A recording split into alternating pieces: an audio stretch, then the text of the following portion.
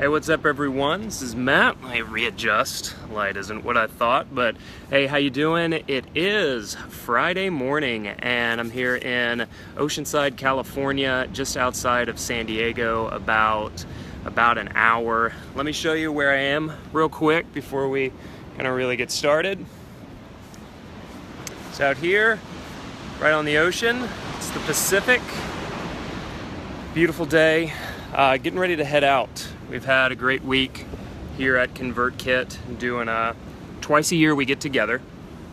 Twice a year we get together and have a retreat. We're a fully remote company, and so having a time and a place that we can all get together and have some literal FaceTime is really important for all of us. A handful of us live in Nashville, handful live in Boise, Idaho, and then scattered across the world. I mean, people from several different countries have made big trips to get here. Our spouses, our significant others make sacrifices to allow us to be here, and yeah, so we really take advantage of the time. So let me tell you why we do these.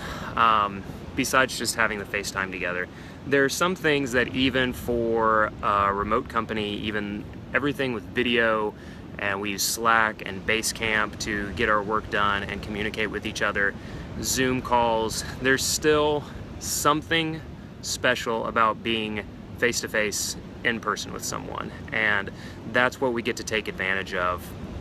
It's also a great time where we get to really talk about where we're going as a company and what our vision is like as employees. We get to hear a lot from the directors, from Nathan, the founder, and just we all have time together. Which even if you're working, when you're working remote, especially when you're working with any people, you don't always have like those in-between moments that can be really powerful and just going to give you more context for everyone as people. And literally living together for a week will fill in a lot of that context for how we understand each other as people. And so that's why we get together again twice a year, and it's some of the most special time each year for me. Okay, what do we do? What do we do during this time? We get together, obviously, and we do a lot of work. We have some fun. I'll talk about that in a second, but we are still spending time responding to the day-to-day support questions of customers. We hash out maybe some bigger features, or we look at our product roadmap and discuss that quite vigorously as a team. And everyone has a voice here, and I think that's one of the best things about ConvertKit is that I feel like everyone's voice is heard. And that's a really important part. We also do have some fun. So on Monday, half the company got massages. Myself and the other half of the company were massaged by paintballs. And so a bunch of us, I think, along with some of our local customers, got together and went and played paintball, and a bunch of people got massages here at the house. That was a lot of fun. And then on Wednesday, half of us went to surfing lessons. So got to surf for the first time down there. Surf rider, surf shop. Did the lessons. They were fantastic. Stood up on the board several times, and that was a lot of fun. There's something really cool about feeling yourself glide along the water.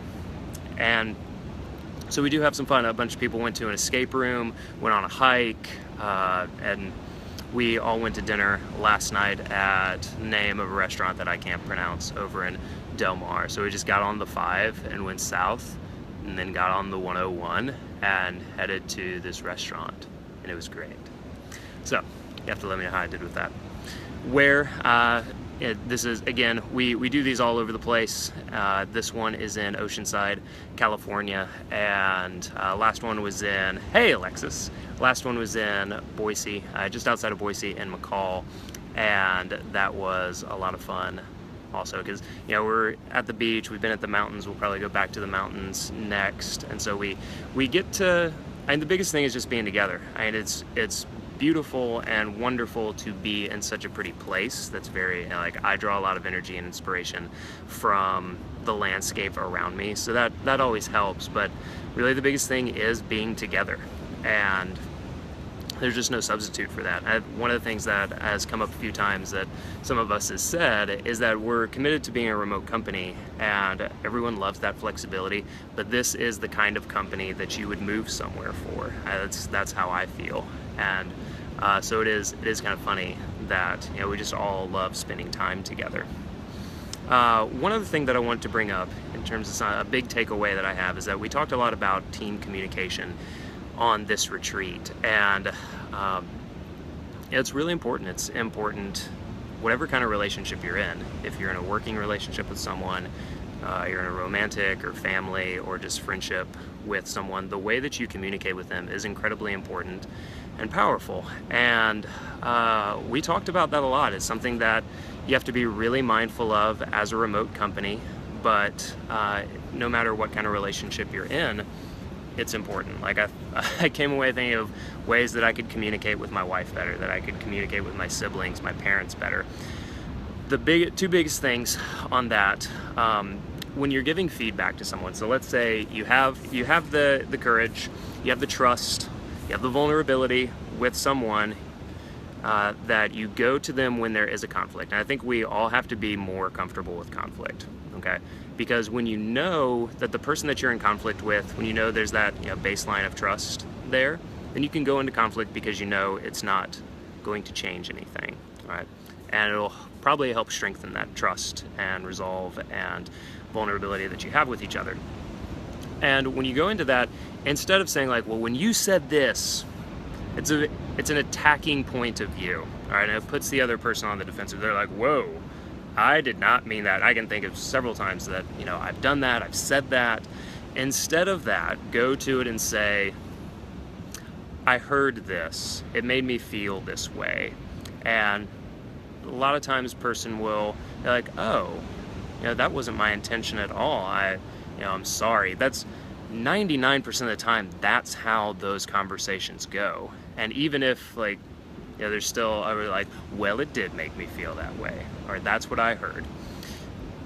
You can, with enough time, you can kind of work through that. But instead of, again, try it next time you're in conflict, of going into the conversation, and instead of saying like, well, you said this or you did that, you know, instead of like pointing the finger, think it's like, hey, this is how I felt, this is what I heard, this is the way that I understood. So instead of it being you facing, turn it around into I facing. Again, that takes a lot of trust, that takes a lot of vulnerability to be able to do that. It takes a relationship, but that's what we're all in. Even though, you know, we work together, we, you know, we want to build a culture, a community of trust and vulnerability and long-term relationships for the work that we're doing.